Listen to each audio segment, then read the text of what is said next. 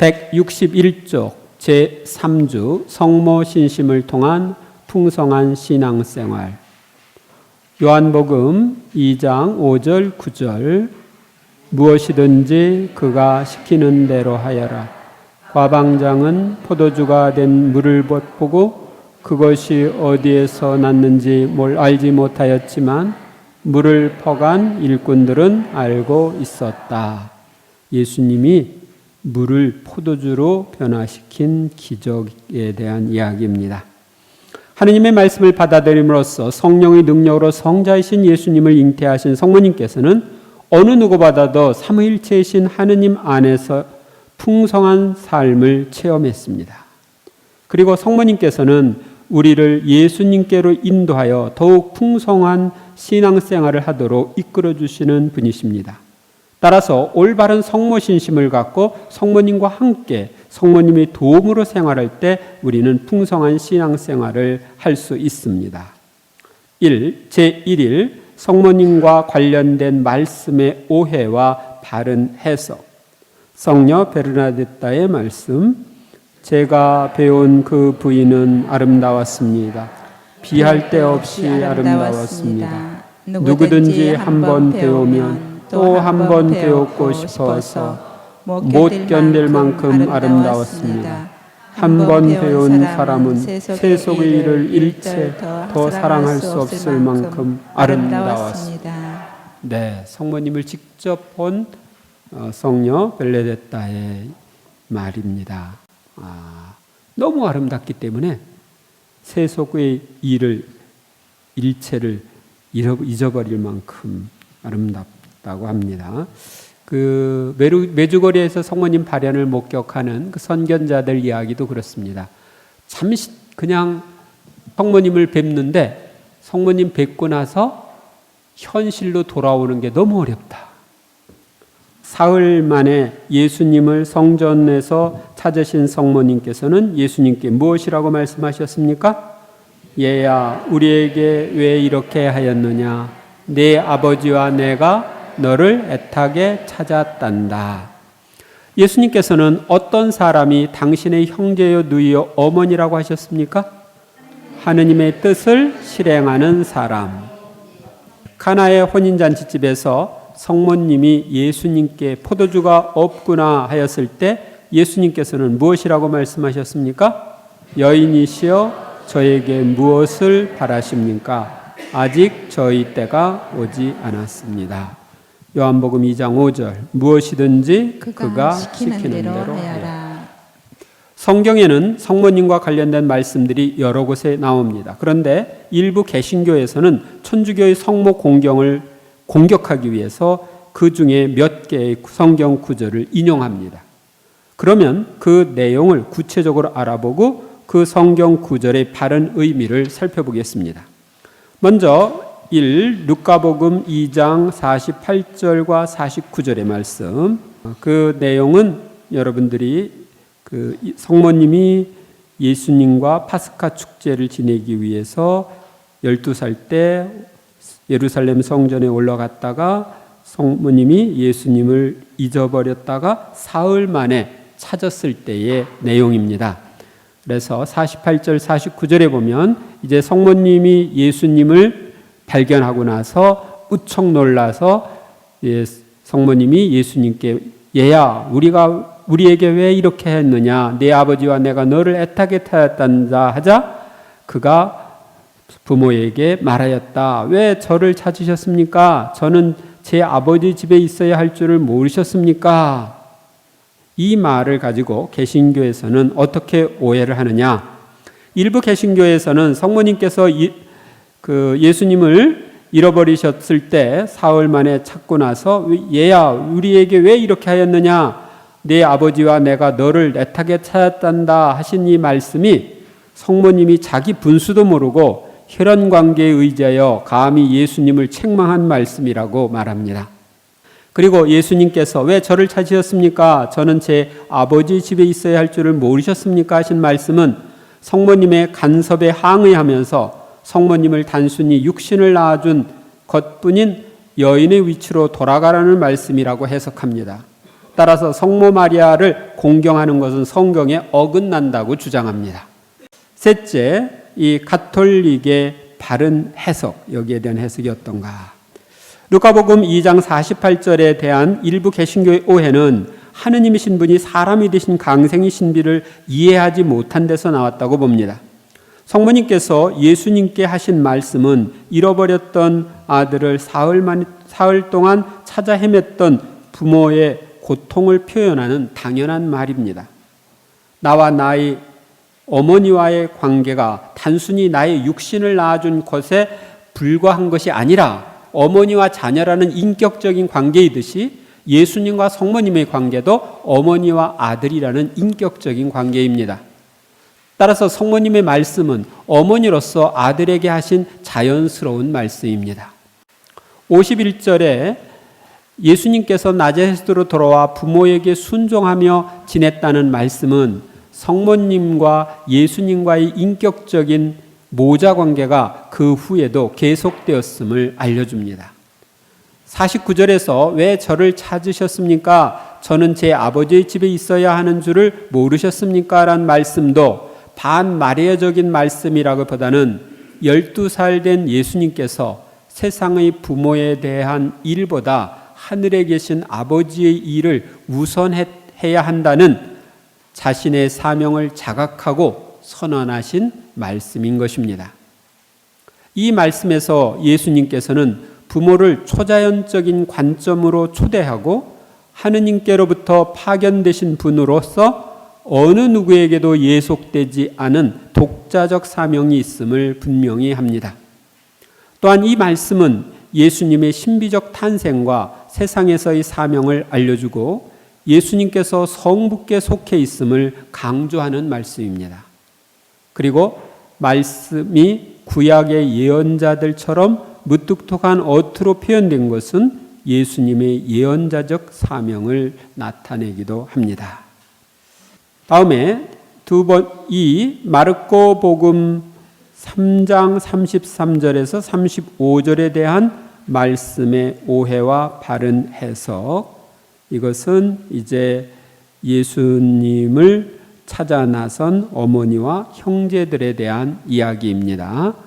예수님이 그 스승님의 어머님과 형제들과 누이들이 밖에서 스승님을 찾고 있다고 얘기를 들었을 때 누가 내 어머니며 내 형제들이냐 하고 반문하시고 주변에 있는 사람들을 둘러보시며 이들이 내 어머니이고 내 형제들이다. 하느님의 뜻을 실행하는 사람이 바로 내 형제여 어머니다 하는 이 말씀을 둘째로 일부 개신교에서는 이렇게 오해를 합니다. 일부 개신교 신자들은 위의 성경 말씀을 반마리아적으로 해석합니다. 그들은 성모님께서 예수님을 찾아간 것은 소문대로 예수님이 미친 줄 알았기 때문에 예수님께서 당신 사명을 수행하지 못하도록 막기 위해서였다고 합니다. 그들은 성모님이 예수님께서 하시는 일에 의심을 품었고 혈연 관계를 이용하여 예수님의 활동을 비난하고 간섭하려 했다고 합니다. 그래서 이런 잘못된 행동에 예수님은 마음이 상해서 누가 내 어머니며 내 형제들이냐 하고 엄한 견책의 말씀을 마리아에게 했다고 주장합니다. 이 말씀을 통하여 예수님은 육적인 관계에 의지하여 예수님의 사업을 방해하려는 육친의 권리를 인정하지 않고 마리아를 자신의 위치로 돌아가게 했다고 합니다. 그리고 둘러있는 사람들을 바라보면서 이들이 내 어머니이고 내 형제들이다 라고 하신 말씀을 통하여 마리아에게 예수님과의 혈연 관계에 인하여 누릴 특전이나 이익은 없으며 마리아도 어머니로서가 아니라 신자로서만 예수님께 가까이 나아갈 수 있음을 선언한 것이라고 말합니다. 셋째, 여기에 대한 바른 해석입니다. 이와 같은 개신교의 해석은 반마리아적인 시각을 가지고 성경의 배경을 지나치게 추론한 주관적인 해석에 불과합니다. 사실 마르코 복음의 말씀은 엄밀하게 말하면 친마리아적도 반마리아적도 아닙니다. 성모님께서 예수님을 방문하신 것은 당연하고 자연스러운 행위였습니다. 예수님을 없애려는 방도가 모의되고 미쳤다는 소문이 돌고 있을 때 누구보다 아들을 염려하고 있었을 어머니가 그런 힘든 상황에서 생활하고 있는 아들을 만나 이를 알려주고 싶은 모성적 사랑에서 찾아간 것이라고 보는 것이 더 타당하다고 생각합니다. 그리고 성모님이 예수님을 찾아간 것은 아들에 대한 사랑 때문에 예수님을 위해서 찾아간 것이기에 하나도 잘못된 행동이 아니며 어머니로서의 당연한 도리입니다. 따라서 예수님이 미친 줄 알았기 때문에 예수님께서 하시는 일을 막기 위해서 성모님을 방문했다고 단정하는 것은 일부 개신교의 주관적인 해석일 뿐입니다. 또한 믿음의 모범으로 칭송받으신 성모님께서 예수님의 일에 의심을 품고 그분의 활동을 비난하고 간섭하려고 했다고 주장하는 것은 지나친 추론에 불과합니다. 마르코 복음사가와 예수님의 의도를 살펴보겠습니다. 마르코 복음을 쓴 사람은 성모님과 이 성제들을 비난하기 위해서 이 부분을 복음에 넣은 것이 아니라 그의 복음서 전체의 흐름대로 예수님의 본연의 모습은 예수님이 부활하신 후에 비로소 알려졌다는 것을 나타내기 위한 것입니다. 또한 예수님의 말씀은 혈연 관계에 의해서보다 하느님의 뜻을 채우려는 자세를 통해서만 예수님과 유대를 맺게 된다는 것을 알려주는 말씀입니다. 즉, 이 구절은 육신의 친척보다 더 중요한 영적으로 맺어진 친척이 있다는 것이며 누구든지 믿음의 공동체 안에 속해 있을 때에만 그리스도께 속하게 된다는 것을 진술한 것뿐입니다. 사실 성모님이 예수님과 영육 간의 친밀한 관계를 맺은 것은 하느님의 뜻을 받아들였기 때문입니다. 다 복음사가들이 이 사건을 보는 관점에는 서로 차이가 있음을 알아야 합니다. 이 마르코 복음의 구절과 병행되는 누가복음 8장 19절에서 21절에 보면은 누가복음 사가는 스승님의 어머님과 형제들이 스승님을 뵙려고 밖에 서 계십니다라는 말을 들은 예수님께서 사람들에게 하신 말씀이 내 어머니와 내 형제들은 하느님의 말씀을 듣고 실행하는 이 사람들이다 라고만 기록되어 있습니다. 따라서 누가복음에서는 말씀을 듣고 실행하는 분이 어머니임을 증언하고 있습니다. 그러므로 마르코 복음만을 반마리아적 시각으로 해석하는 것은 올바른 견해가 아닙니다. 성모님만큼 하느님의 말씀을 듣고 그분의 뜻을 실행한 사람은 없습니다. 성모님께서는 하느님의 말씀을 그대로 실행함으로써 예수님의 어머니가 되셨습니다. 말씀이신 예수님의 어머니가 되시기 이전에 먼저 하느님의 말씀을 듣고 그분의 뜻을 행했던 것입니다. 하느님의 말씀을 듣고 실행하는 이 세상의 어떤 사람도 성모님 이외에는 예수님의 어머니라고 불릴 수 없습니다. 어디까지나 형제 자매일 뿐입니다. 따라서 내 어머니와 내 형제들은 하느님의 말씀을 듣고 실행하는 이 사람들이다 하신 예수님의 말씀은 성모님께서 하느님의 뜻을 실행함으로써 예수님의 어머니가 되셨음을 알려주는 동시에 하느님의 말씀을 실천하는 새로운 영적 가족에서 성모님께서 어머니가 되심을 암시하는 말씀입니다. 3. 요한복음 2장 4절에 대한 오해와 바른 해석. 첫째, 성경 본문을 보면 이제 가나 혼인잔치에서 포도주가 떨어졌을 때 어머니가 예수님께 포도주가 떨어졌구나 하고 말씀하셨을 때 예수님께서 어머니에게 여인이시여 저에게 무엇을 바라십니까? 아직 저희 때가 오지 않았습니다 하신 말씀을 두고 하는 건데요. 둘째, 일부 개신교의 오해. 일부 개신교에서는 카나의 혼인잔치집에서 성모님이 예수님께 포도주가 떨어졌다고 알렸을 때 여인이시여 저에게 무엇을 바라십니까? 아직 저희 때가 오지 않았습니다 라고 대답하신 말씀을 반마리아적으로 해석합니다. 그들은 성모님이 예수님과의 혈연적 관계를 이용하려고 하였고 예수님을 따르고 경배해야 할 자신의 위치를 망각했기에 예수님은 책망의 빛이 들어있는 이런 말씀을 하심으로써 마리아의 위치를 가르쳐 주었다는 것입니다. 셋째, 바른 해석. 이 요한복음 2장 4절의 말씀과 그 후 과정을 잘 살펴볼 때 우리는 바른 해석을 할 수 있습니다. 예수님이 성모님을 여인이라고 부른 것에 대하여 살펴봅니다. 공동 번역에는 어머니라고 번역된 것이 이제 원문에 가까운 이 새 번역에서는 여인이라고 표현되어 있습니다. 그런데 예수님이 성모님을 어머니라고 부르지 않고 여인이라고 부른 것은 성모님을 책망하기 위한 것이 아닙니다. 이 여인이라는 단어는 존엄과 높은 인품에 대한 존경의 뜻이 풍기는 귀부인이라고 번역될 수도 있고, 그리스인들과 소아시아인들 사이에서는 가장 친밀한 사람을 부를 때 이 단어를 사용하기도 했습니다. 그러므로 그 안에는 어머니께 갖추어야 할 애정과 존경이 모두 들어 있습니다.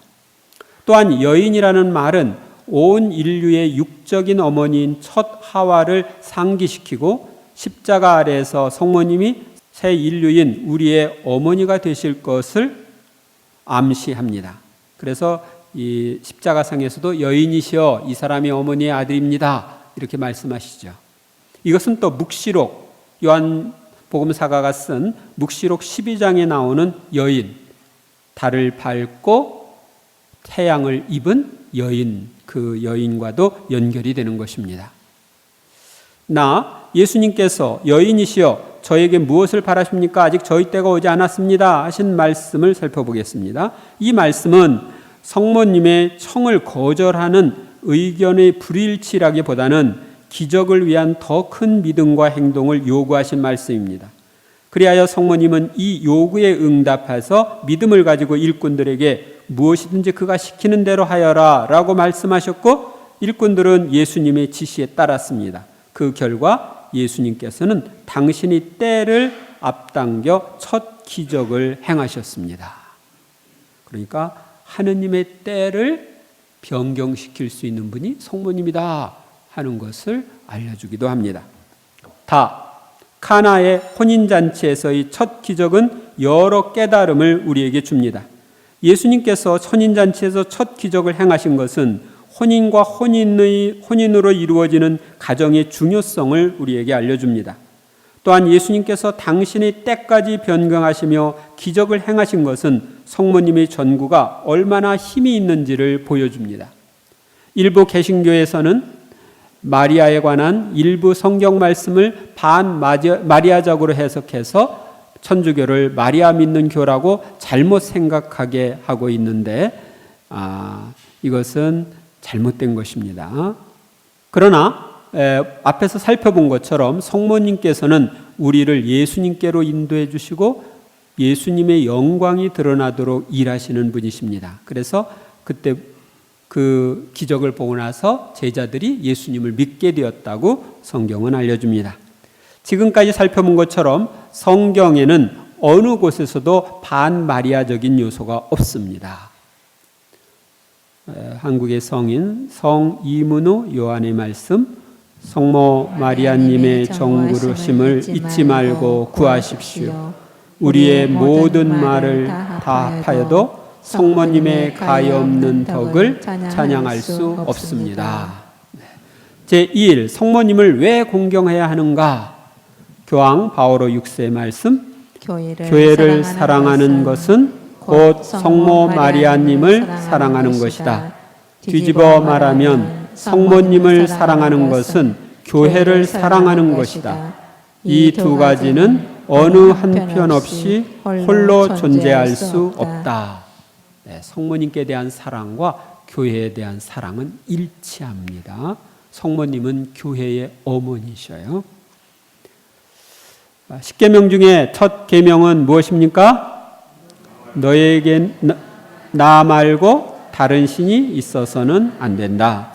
성모 마리아의 인사말을 들을 때 엘리사벳은 성령으로 가득 차 무엇이라고 외쳤습니까?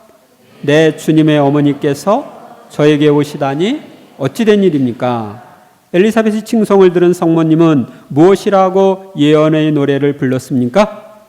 이제부터 과연 모든 세대가 나를 행복하다 하리니.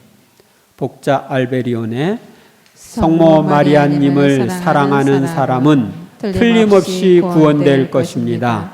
성모 마리아님을 사랑하면 사랑할수록 큰 성인이 될 것입니다. 큰 성인이 되고 싶어요?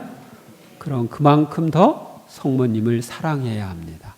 성모님이 은총의 중개자이시기 때문에 그분을 사랑하고 그분을 향해 열리면 우리가 더 큰 은총을 받아 더 큰 성인이 될 수 있습니다. 우리는 일부 개신교의 신자들이 성모님 공경에 대한 오해를 바로잡아주고 성모님께 대한 공경의 정당성과 효과를 알고 전해야 합니다. 1. 성모 공경에 대한 오해와 바른 이해. 일부 개신교에서는 천주교를 마리아 믿는 교라고 우상 숭배교라고 비난합니다. 그들은 우리의 성모님 공경을 오해해서 천주교를 이렇게 잘못 선전하는 것입니다. 그런데 이 성모님의 공경에 대해서 성서는 이것이 정당한 것임을 알려주고 있습니다. 첫째로 우리는 천주교가 마리아를 믿는 종교가 아니라는 것을 증거해야 합니다. 천주교 그랬죠? 마리아교가 아니라 천주교는 천주님을 믿는 거예요. 아셨어요? 천주교는 삼위일체에 있는 천주님을 믿는 종교입니다. 하느님을 믿는 종교예요. 그렇기 때문에 천주교입니다. 여기서 믿는다는 것은 신앙의 대상으로 첫 자리에 놓고 최고의 공경을 드리는 흠숭을 의미합니다. 그런데 성모님은 이런 흠숭의 대상이 아닙니다. 성모님께 대한 공경이 비록 독특하기는 하지만 혈육을 취하신 성자께서 성부와 성령과 함께 받으시는 흠숭과는 본질적으로 다른 것입니다. 하느님과 비교할 때 성모님은 역시 피조물에 불과하지만 하느님께서는 성모님께 온갖 은총을 부어주시고 성자의 모친이 되게 하심으로써 모든 피조물 가운데 첫 자리를 차지하게 하셨습니다. 따라서 성모님은 피조물인 우리의 부모님이나 성인 성녀들처럼 공경을 받으셔야 할 분 중에 최고의 공경을 받으셔야 할 분입니다. 그러므로 우리가 성모님을 공경할 때는 먼저 하느님께 첫 자리를 내어드린 후에 그 다음 자리에 모시고 공경합니다. 따라서 성모님을 하느님처럼 공경한다고 생각하여 천주교를 마리아 믿는 교라고 생각하는 것은 잘못된 것입니다. 그래서 이 모든 피조물 중에 최고로 공경하는 것을 상경이라고 부릅니다. 상경. 제2차 바티칸 공의회에서는 성모 마리아에 대한 교의를 왜곡시키는 내용상 형식상의 과장을 경고하고 성모 마리아의 모습 및 그분의 사명을 흐리게 하는 옹졸함을 경고합니다. 왜냐하면 인간이신 성모님을 신처럼 섬기는 일을 배제해야 하기 때문입니다. 성 안셀모, 하느님만이 성모님보다 뛰어나시고 성모님은 천상의 모든 성인들과 성녀들, 순교자들과 천사들, 대천사들보다 뛰어나신 분이십니다. 둘째, 성모님의 상이나 다른 성상들을 사용하는 것은 우상 숭배가 아닙니다. 구약 성경에는 우상 숭배란 말을 쓰는데 그것은 하느님이 아닌 것을 하느님으로 공경하는 걸 의미합니다. 구약 성경에 보면 계약의 궤 앞에 천사의 모습을 만들어 놓았지만 아무도 이를 우상 숭배로 비난하거나 우상을 만들어 놓았다고 비난하지 않았습니다.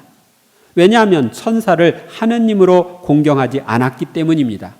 그러나 바알 신상이나 아세라 목상은 가나안 사람들의 신으로 섬김을 받았기 때문에 우상 숭배로 비난을 받았습니다. 우리가 성모님이나 예수님 성상이나 다른 성상들을 사용하는 것은 신으로서 공경하는 것이 아니라 신앙생활에 도움이 되는 시청각 자료로 사용하는 것입니다. 또한 우리가 그런 성상들 앞에서 존경을 표하는 것은 그 성상이 나타내는 분을 생각하며 존경을 표하는 것이지 성상 자체의 존경을 표하는 것은 아닙니다. 이는 국기에 대한 경례와 비슷한 것입니다. 국기에 대한 경례도 그 헝겊조각에다 경례를 하는 것이 아니라 국기가 표현하는 나라를 생각하면서 경례를 하는 거죠. 따라서 우상 숭배가 아닌 것입니다.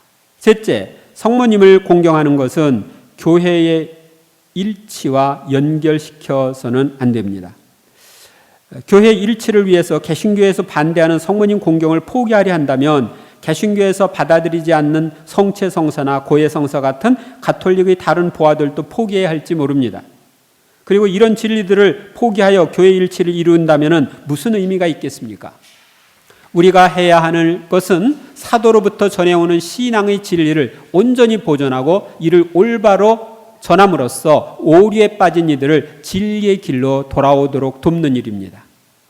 우리가 성모님의 공경에 관한 진리도 성경과 신학과 체험에 입각하여 올바로 전한다면 개신교 신자들도 이를 받아들이게 될 것입니다. 사실 성모님과 성체에 관한 교리로 인하여 가톨릭으로 개종하는 개신교 신자들과 목회자들도 있습니다. 우리가 올바른 성모 신심을 가지면 가정에서 자녀들이 싸워서 등이 져 있을 때 어머니가 자녀들을 화해하고 일치하는 일을 돕는 것처럼 성모님께서 갈라진 형제들인 개신교와의 일치를 도와주실 수 있습니다. 지금 광주 교구에 세계 파티마 사도직 회장으로 있는 김 목사님, 과거에 목사였다가 김재중 목사, 그분은 성모 신심으로 인해서 가톨릭으로 개종했어요. 그래서 그분한테 내가 글을 하나 쓰라고 해가지고 이제 써서 저한테 보내줬는데 아마 나중에 개종실기 책 나오면 거기에 있을 겁니다. 한번 보시기 바랍니다. 교황 레오 13세, 일치는 마리아의 모성의 열매이다. 성모님이 일치할 수 있는 은총을 전구해 주셔서 우리가 일치할 수 있는 거지, 우리가 이것저것 다 떼어버리고 개신교랑 일치할 수 있는 거 아니에요. 2. 성모님을 공경하는 이유. 첫째, 우리의 주님이신 예수님의 어머니이기 때문에 공경합니다. 우리가 예수님을 참으로 사랑한다면 그분의 어머니신 성모님을 사랑하고 존경하지 않을 수 없는 것입니다. 그리고 예수님도 이를 기뻐하실 것입니다. 자신의 어머니가 다른 이들로부터 사랑과 존경을 받는 것을 싫어할 자녀는 이 세상 어디에도 없습니다. 그렇다면 세상에 계실 때 부모에게 효도하라는 계명을 몸소 실천하신 예수님이 당신의 어머니이신 성모님을 우리가 공경하는 것을 싫어할 리가 없습니다. 어떤 이들은 성모님을 공경하는 것이 예수님께 죄송한 것 같아서 거린다고 합니다. 그러나 나의 부모님께 대한 이웃의 존경과 사랑은 나에게 영광과 기쁨이 되듯이 예수님께도 그러하실 것입니다. 만일 나를 따르는 이들이 나의 어머니를 멸시하고 천대한다면 나는 결코 그를 좋아하지 않을 겁니다. 그리고 이는 예수님도 마찬가지일 겁니다. 성 알레두스, 마리아님을 공경하지 않는 사람은 의심 없이 그 아들도 공경하지 않습니다. 둘째, 예수님께서 돌아가실 때 성모님을 우리의 어머니로 주셨기 때문에 우리가 공경합니다. 예수님께서는 십자가에 못 박혀 돌아가실 때 마지막 유언으로 우리와 성모님을 모자 관계로 맺어주셨습니다. 따라서 성모님은 나의 어머니이십니다. 그러므로 나의 어머니이신 성모님을 공경하는 것은 너무나 당연한 것입니다. 만일 어머니이신 성모님을 어머니로 받아들이지 않거나 공경하지 않는다면 나는 불효를 하는 것입니다. 그리고 예수님은 이를 좋아하지 않으실 겁니다. 예수님을 참되게 따르는 제자일수록 성모님을 어머니로 받아들이고 깊이 사랑하며 공경했음을 우리는 성인 성녀들의 생애 속에서 쉽게 찾아볼 수 있습니다. 성 스타니슬라오 코스트카, 어찌하여 그토록 성모님을 사랑하십니까? 라고 반문하는 사람에게 성모님은 우리의 어머님이신데 왜 그런 질문을 합니까? 라고 믿음으로 말해야 합니다.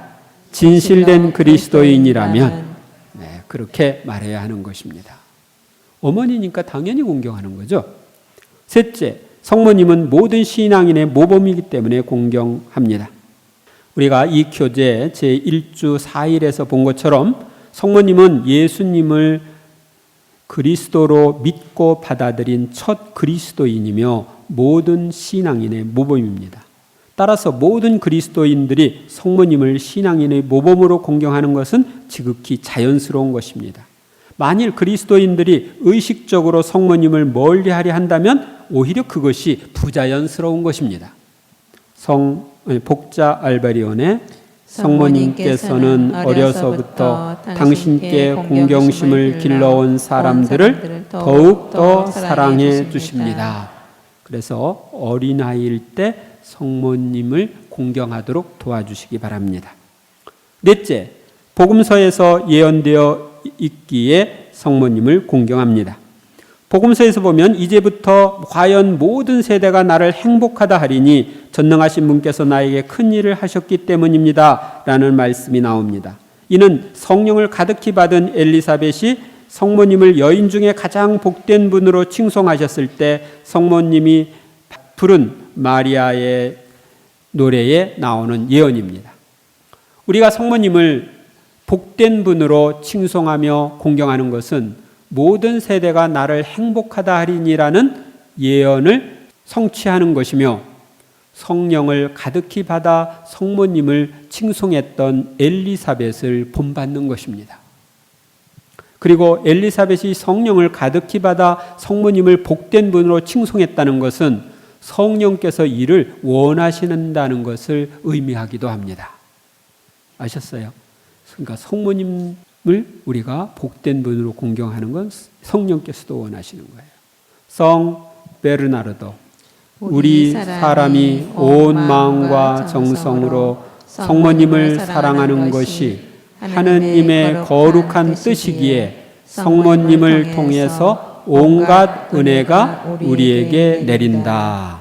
네. 다섯째, 성모님 공경은 하느님께 찬미와 영광을 드리는 행위이기 때문에 공경합니다. 어떤 작가가 만든 작품을 훌륭한 작품이라고 걸작품이라고 말하는 것은 작가를 칭송하는 거죠. 그리고 작가에게 영광이 되는 행위입니다. 마찬가지로 하느님의 걸작품인 성모님을 훌륭한 분으로 칭송하며 공경하는 것은 하느님께 찬미와 영광을 드리는 것입니다. 이는 성모님 안에서 성모님을 통하여 위대한 일을 하신 하느님의 놀라운 업적을 찬양하는 것입니다. 따라서 성모님을 공경하는 것은 성모님께 베푸신 하느님의 은총을 찬미하는 것이기에 성모님을 공경하는 것이 하느님을 흠숭하는 데 방하게 되는 것이 아니라 오히려 그 흠숭에 도움이 됩니다. 3. 성모님 공경의 효과. 첫째, 성모님을 공경하는 것은 은총을 증가시키고 예수님께 더 가까이 나아가며 성모님과 예수님을 더 잘 닮게 합니다. 예수님과 우리 사이에서 은총을 중개해 주시는 성모님을 공경하는 하고 성모님과 가깝게 지내면 더욱 풍성하게 은총을 받을 수 있습니다. 또한 성모님의 인도로 예수님께 더욱 가까이 나아갈 수 있습니다. 성 보나벤투라는 성모 마리아를 공경하는 것은 예수님께 나아가는 지름길이라고 했습니다.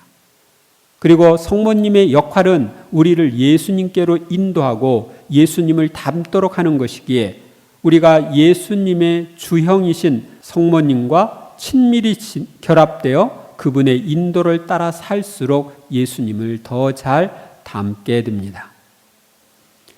우리가 성모님을 공경하고 성모님과 함께 지내면 더 쉽게 성모님을 닮을 수 있습니다.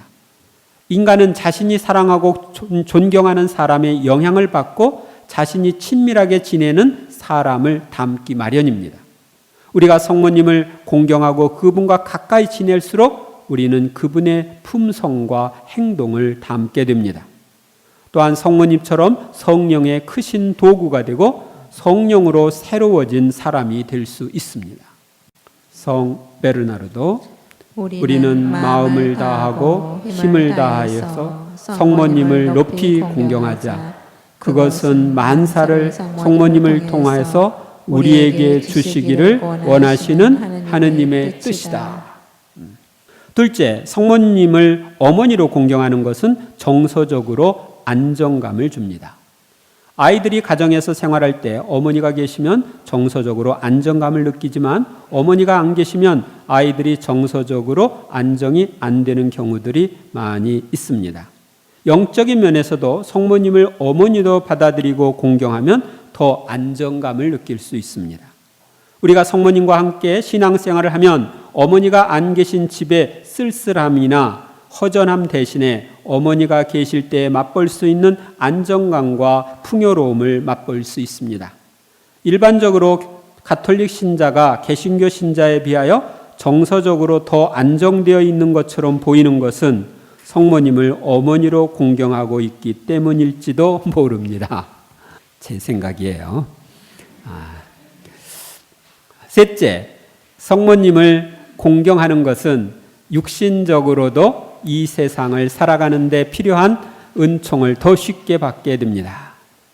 우리는 육신을 가지고 이 세상에 살기에 육신적으로도 필요한 것들이 많이 있습니다. 성모님께서는 우리의 영적인 면만 돌봐주는 것이 아니라 육신적으로도 필요한 부분을 돌봐주시는 어머니십니다. 따라서 우리가 성모님을 공경하며 성모님과 친밀하게 지내면 성모님의 도우심으로 육신에 필요한 것들도 더 쉽게 받을 수 있습니다. 또한 요한복음 2장에서 볼 수 있듯이 성모님의 주된 역할은 우리의 필요를 예수님께 전해드리고 우리가 예수님이 시키는 대로 살도록 돕는 것이기에 성모 공경은 우리의 영육간의 생활에도 큰 도움이 됩니다. 그분은 우리의 영육간의 필요를 알고 계시기에 우리가 그 필요를 얻을 수 있도록 함께 전구해 주시고 우리가 당신 아들의 말씀대로 생활할 수 있도록 이끌어 주십니다. 성 베르나르도 모름지기 창조된 인간은 마땅히 성모님을 우러러 받들 것이니 전능하신 하느님께서 마리아님 때문에 인자하심을 드러내시고 우리들은 성모님의 손을 통해 하느님의 은총을 받도록 하기 위한 것입니다. 넷째, 성모님을 공경하면 하느님의 더 좋은 도구가 되고 더 쉽게 천국에 갈 수 있습니다. 은총이 가득하신 분을 공경하면 나도 그분처럼 은총을 받아 주님의 더 좋은 도구가 될 수 있습니다. 훌륭한 신앙인들이 대부분 성모님을 특별히 공경했다는 것은 이를 증명해 줍니다. 또한 성모님을 공경하는 이들은 성모송을 할 때마다 이제와 저희 죽을 때 저희 죄인을 위하여 빌어주소서라고 성모님의 전구를 청합니다. 따라서 그들은 어머니의 전구로 더 쉽게 천국에 갈 수 있습니다. 선종할 수 있는 은혜를 얻을 수 있죠. 계속 이 기도를 하니까요. 이제와 저희 죽을 때 저희 죄인을 위하여 빌어주소서 했기 때문에 빌어주시죠. 다섯째, 성모님을 공경하는 것은 사목적으로도 큰 효과가 있습니다. 사목자가 성모님께 대한 신심을 갖고 성모님과 함께 사목을 한다면 놀라운 효과를 가져올 수 있습니다. 사목자가 신자들을 성모님께 인도하고 신자들이 성모님과 함께 기도하면 냉담자들이 회도하고 예비신자들이 증가하고 신자 공동체가 더 활성화되는 걸 볼 수 있습니다. 성모님께서는 사목자들인 사제들을 지극히 사랑하시고 사제들을 통하여 신자들이 당신의 품으로 돌아오기를 원하십니다. 따라서 사제들은 신자들이 성모님을 공경하도록 이끌어야 합니다. 그렇게 하면 풍성한 결실이 맺어집니다. 제가 우리 본당에 와서 먼저 성모신심 세미나를 해야 되는데 너무 늦었어요. 암사동 성당에 갔을 때는 제가 9월 달에 들어가서 10월 달 내내 한 달 내내 매일 저녁 8시에 신자들을 모아가지고 이 성모신심에 대한 강의를 다 했어요. 매일 묵주기도 바치고 매일 이 성모신심 세미나 이 교재 내용을 한 달 동안 했어요. 제3일 성모님 공경의 역사. 루카복음 1장 43절. 내 주님의 어머니께서 저에게 오시다니 어찌된 일입니까? 주님의 어머니께서 저에게 오시다니 어찌된 일입니까?는 누가 누구에게 한 말입니까? 성령으로 가득 찬 엘리사벳이 마리아에게 한 말이죠. 엘리사벳은 성모님께서 어떤 분이시기에 행복하다고 칭송합니까?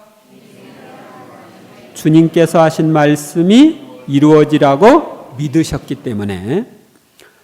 예수님께서는 성모님께 누구를 아들로 주셨습니까?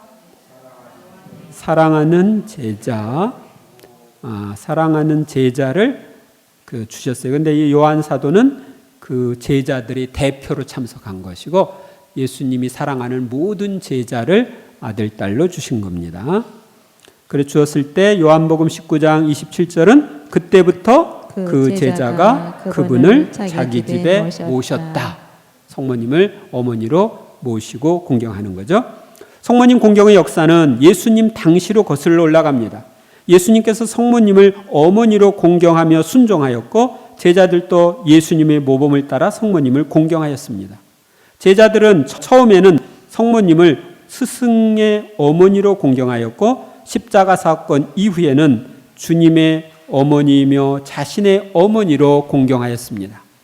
이러한 전통은 성경이 기록되던 초대교회 때부터 오늘에 이르기까지 계속되고 있습니다. 그리하여 2000년 교회 역사에서 무수한 성인들이 성모님 공경을 강조하며 전파하였습니다. 그리고 성모님은 다른 종파와 이슬람교 안에서도 공경을 받았습니다. 1. 성경에 나타난 초대교회의 성모님 공경. 성모 마리아에 대한 공경은 성경에 근거를 두고 있습니다. 성경을 잘 살펴보면 성모님은 벌써 초대교회 때부터 공경을 받으셨다는 걸 알 수 있습니다. 첫째, 성모님은 주님의 어머니로서 존경과 사랑을 받았습니다. 우리는 성경에서 나이 많은 엘리사벳이 애티나는 처녀인 마리아의 문안을 받았을 때 주님의 어머니께서 저에게 오시다니 어찌된 일입니까? 하며 황송해하는 모습을 볼 수 있습니다. 이는 성경이 쓰여지던 당시에 벌써 성모님이 주님의 어머니로서 신자들에게 공경을 받고 있었음을 알려줍니다. 만일 성모님이 주님의 어머니로서 공경을 받지 않았다면 성경에 이런 말씀이 기록되지 않았을 것입니다. 어떤 사람은 가브리엘 천사가 마리아를 방문했을 때 은총이 가득하니여 기뻐하여라 주께서 너와 함께 계시다 라고 한 인사말이 하데어로 되어 있음을 들어 천사가 마리아보다 더 높으며 마리아는 천사로부터 존경을 받지 못했다고 생각할지 모릅니다. 그러나 한국어 번역 성경의 어투를 가지고 그렇게 판단하는 것은 잘못입니다.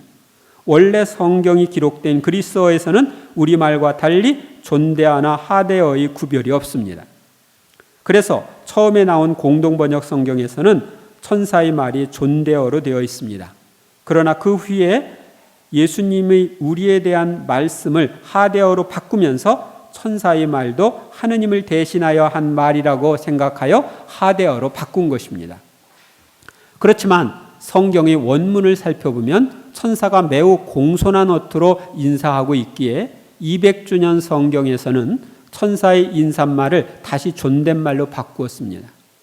성모님께서는 참 하느님이시요 참 사람이신 주님의 어머니시기 때문에 천사들로부터도 존경과 사랑을 받고 있습니다. 그래서 성모님을 천사들의 모후라고 부릅니다.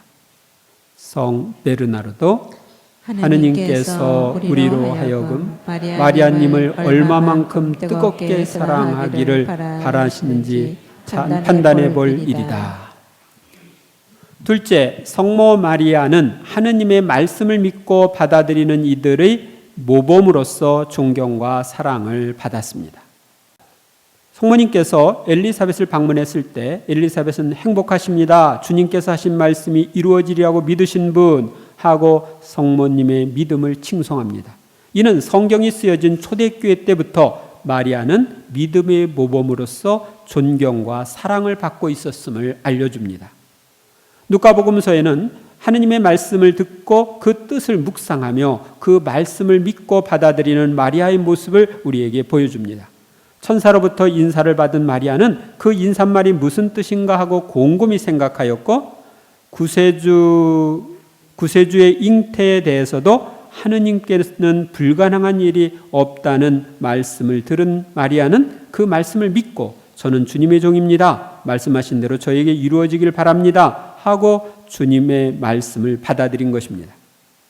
또한 성전에서 예수님을 다시 찾았을 때에도 소년 예수님의 말을 이해하지 못하면서도 그 말씀을 마음에 간직하는 마리아의 모습을 볼 수 있습니다.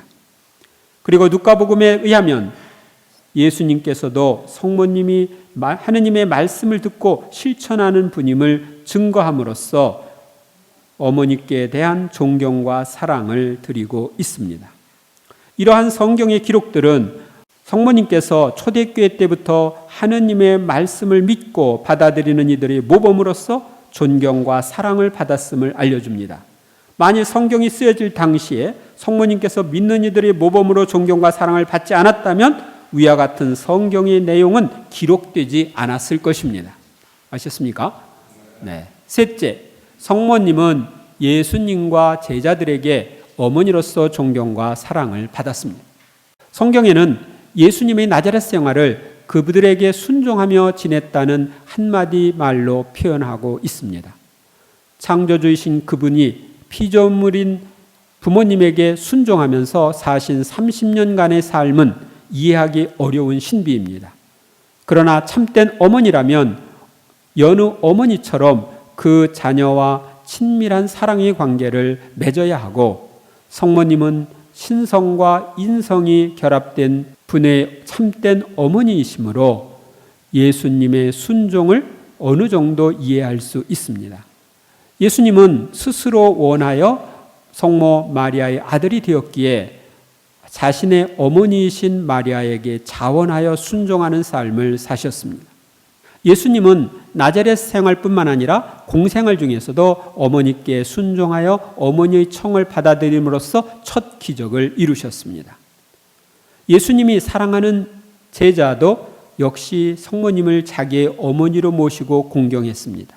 성경에서 사도 요한이라고 말하지 않고 사랑하는 제자라고 표현한 것은 요한이 예수님이 사랑하시는 모든 제자들을 대표하기 때문입니다. 따라서 예수님이 사랑하는 제자인 우리 모두는 당신의 어머니까지도 나의 어머니로 주심에 대하여 감사하고 존경과 사랑으로 마리아를 어머니로 모셔야 합니다. 만일 나의 영적인 탄생에 참여한 성모님을 나의 어머니로 공경하지 않는다면 우리는 예수님께서 사랑하시는 제자라고 말할 수 없을 것입니다. 초대교회 때부터 오늘에 이르기까지 성모님은 예수님과 그분의 사랑하는 제자들의 어머니로서 존경과 사랑을 받고 있습니다. 성 엘레두스 아빠스, 그리스도님은 하느님께서 주신 우리의 지혜시요 의로움이시며 성덕이시며 해방이십니다 라는 말처럼 성모님도 지혜의 어머니, 의로움의 어머니, 성덕과 해방의 어머니이십니다. 교회 역사 안에서 성인들의 성모님 공경, 성인들은 성모님께 대한 특별한 신심을 가지고 있었습니다. 그 중에서 일부 성인들을 간단히 살펴보겠습니다. 첫째, 성 에프렘, 성 안셀모, 성 베르나르도에 대해서 살펴봅니다. 동방교회의 성 에프렘 306년에서 379년까지 사셨어요. 이분은 메소포타미아에서 태어나 18세에 개종하였고 성 바실료와 친한 친구로 지냈습니다. 그가 지은 시에는 예수님, 당신의 어머니는 가장 아름다우신 분, 당신이 티 없으시니 어머니 또한 흠 없으시나이다 라는 표현이 있는데, 이 성시 안에서 성 에프렘이 성모님의 원죄 없으신 잉태를 표현했다고 보는 학자들이 많이 있습니다. 성 에프렘은 성경에 근거하여 예수님을 낳으신 성모님께 대한 신심을 발전시킨 영성가이며 원죄 없으신 잉태의 증인이라는 칭호와 교회의 박사라는 칭호를 얻으신 분입니다. 성 안셀모는 성모님의 원죄 없으신 잉태의 교리가 공적으로 선포되기 전에 살았지만 이 교리의 길을 미리 닦았던 분입니다. 그는 마리아는 성부와 같으신 성자의 어머니였기에 하느님 앞에 있는 어떤 존재들보다도 더욱 순결하고 티 없이 깨끗해야 한다고 가르쳤습니다. 클레르모의 성 베르나르도는 주님과 성모님의 삶에 대한 묵상을 장려하였고 성모 신심이 신자 생활에 얼마나 중요한지를 보여준 마리아의 위대한 종입니다. 그의 성모 신심의 초점은 성모님의 동의로 이루어진 강생의 신비와 승천의 신비였습니다. 성 베르나르도, 성모님께서는 영혼들을 황홀케 하시며 당신의 감미로움과 친절하심으로 믿는 이들의 마음을 훔쳐가신다. 둘째, 성 프란치스코, 성 이냐시오, 몽포로의 성 루도비코의 성모 신심을 살펴보겠습니다. 아시시의 성 프란치스코, 여러분들이 잘 아는 성인이죠? 이 프란치스코는 성모님을 깊이 사랑했습니다. 그리하여 그는 성모님을 자기 수도의 보호자로 택하고 성모님을 하느님의 어머니로 공경했습니다.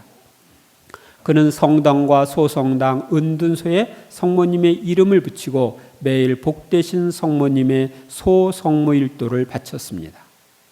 성모님께서는 성 이냐시오 로욜라에게 아기 예수님과 함께 나타나셨는데 그는 그 순간부터 내 영혼에서는 명확하지 않은 이미지들이 모두 사라져 버렸다고 했습니다. 그는 몬세라트에 가서 성모님의 제단에 자신의 긴 칼과 단검을 바쳤는데 성모님께서 원하시는 대로 하시도록 모든 것을 다 바친다는 의미였습니다. 그 후 성모님과 예수님은 그를 통하여 가장 큰 수도회인 예수회를 세우셨습니다. 예수회가 우리 교회 안에 있는 수도회 중에 제일 큰 수도회입니다. 제일 많은 회원을 가지고 있습니다. 몽프로의 성 루도비코, 이 루도비코는 18명의 자녀들 가운데 막내로 태어났습니다. 만약 요즘 같으면 못 태어났을 거예요. 성모님과의 신비적 일치는 그의 영성 생활의 핵심이자 사도직의 원동력이었습니다. 그는 성모님께 관한 수많은 저수를 했는데 그가 쓴 164개의 마리아 찬가, 지극히 거룩한 노사리오의 비밀, 영원한 지혜에 대한 사랑, 마리아의 비밀, 성모님께 대한 참된 신심이라는 책이 유명합니다. 이 몽프레 성 루도비코의 책들은 시리즈로 이렇게 여러 권으로 나와 있습니다. 교회 안에. 루도비코의 말씀, 가장 좋은 노사리오 기도는 가장 훌륭한 공로를 쌓으며 한가로운 때보다도 어려울 때 기도하는 것이 더 큰 공로가 됨을 명심하십시오. 여러분들이 그 마리아의 비밀이나 지극히 거룩한 노사리오의 비밀, 또 성모님께 대한 참된 신심, 이런 책을 읽어보면 아주 좋겠습니다. 성모 신심에 큰 도움이 될 겁니다. 저도 옛날에 성모님께 대한 참된 신심이라는 이 책을 통해서 성모 신심이 새롭게 변화되었습니다. 성모님을 체험하게 되었어요. 셋째, 성 알폰소, 성 요한 보스코, 성 막시밀리아노 콜베의 성모 신심을 살펴보겠습니다.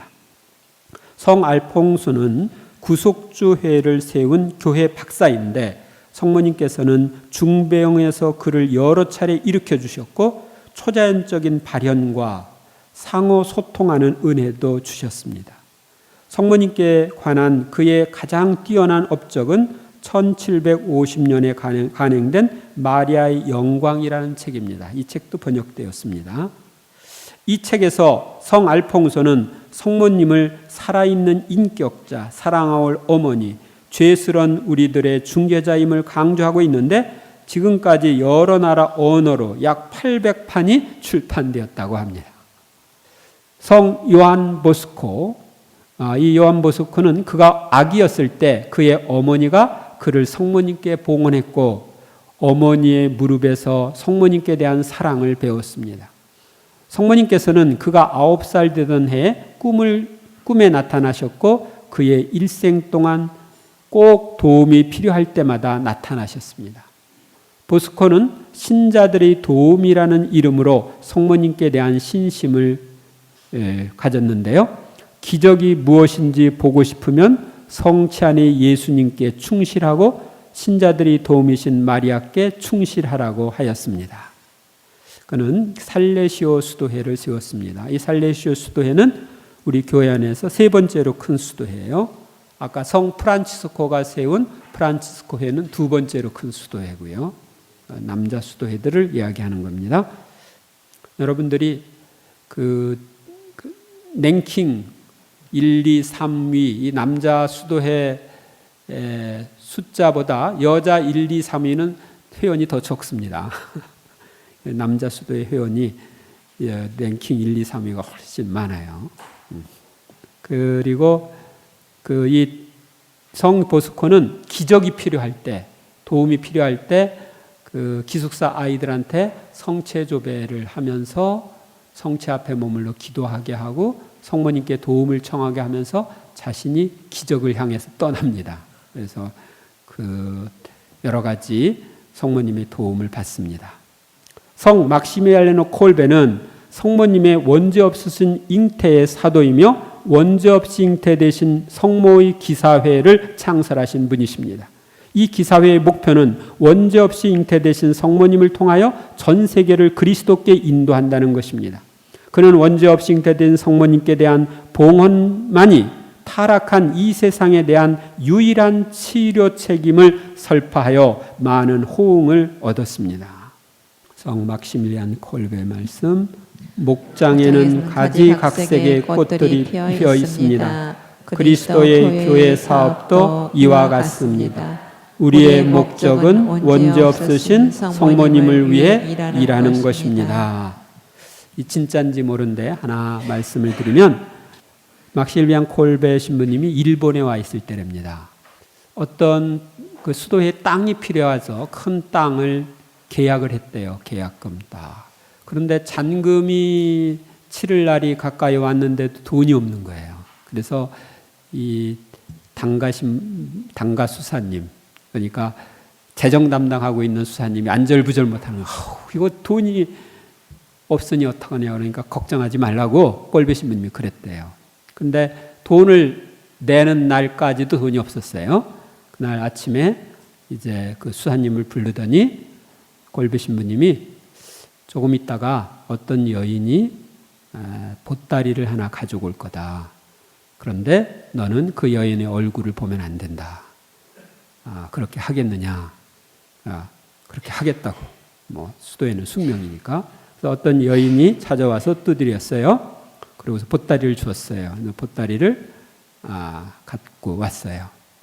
조금 있다가 이제 잔금을 받으러 왔어요.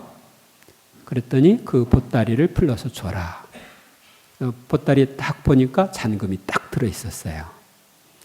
그러니까 이제 이 수사님이 놀래가지고 아니 아까 그 보따리를 갖다 준 여인이 누굽니까?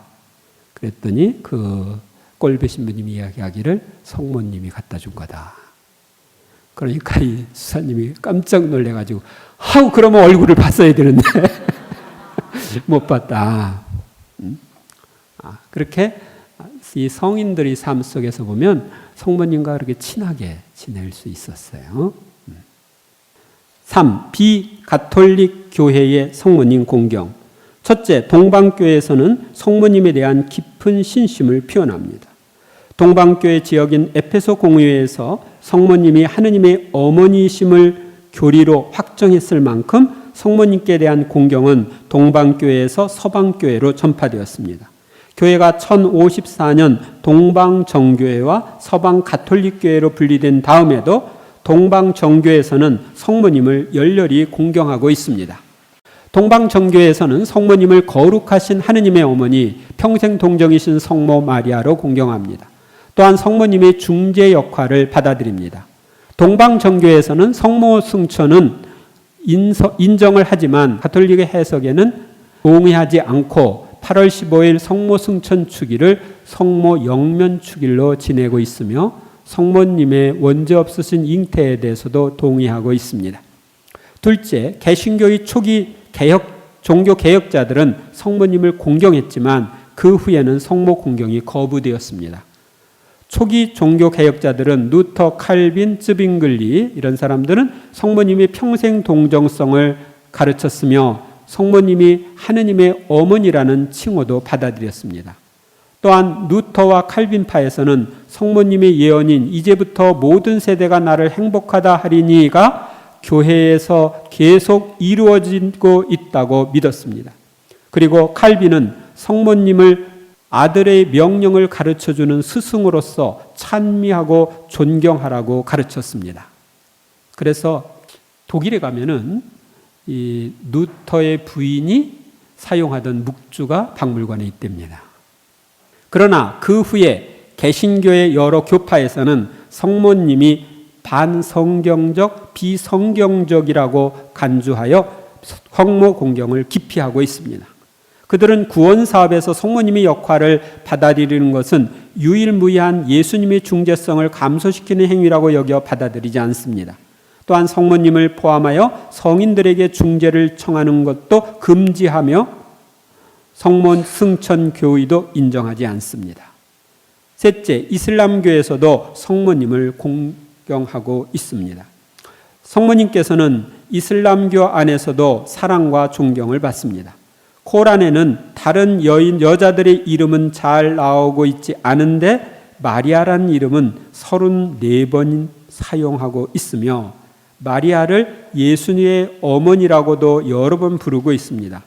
또한 코란에는 오 마리아, 하느님께서는 모든 사람들 중에 너를 택하시고 너를 순결하게 하셨노라. 마리아는 스스로 정절을 지켰느니라. 그래서 나는 나의 영혼을 그 속에 불어넣었느니라. 그녀는 주님의 말씀과 성경을 믿었으며 순종하는 자 중에 하나였느니라고 하면서 성모 마리아의 동정 잉태를 말하고 있습니다. 코란의 주석가이며 역사가인 타바리는 성모님의 동정 잉태에 대하여 가브리엘 천사가 마리아에게 가서 그녀의 옷소매를 흔들어 익힘을 불어넣어 줌으로써 그녀가 임신할 수 있었는데 그것은 그녀가 성령을 받았기 때문이었다. 천사가 성령의 힘으로 아버지 없이 아들을 낳을 것이라고 일러주었다고 주석하고 있습니다. 그리고 마호메트도 마리아를 예수의 어머니로 높이 받들어 모셨기에 오늘날 이슬람교 신자들도 성모 마리아를 사랑하고 공경합니다. 영광이 성부와 성자와 성령께 성부와 성자와 성령의 이름으로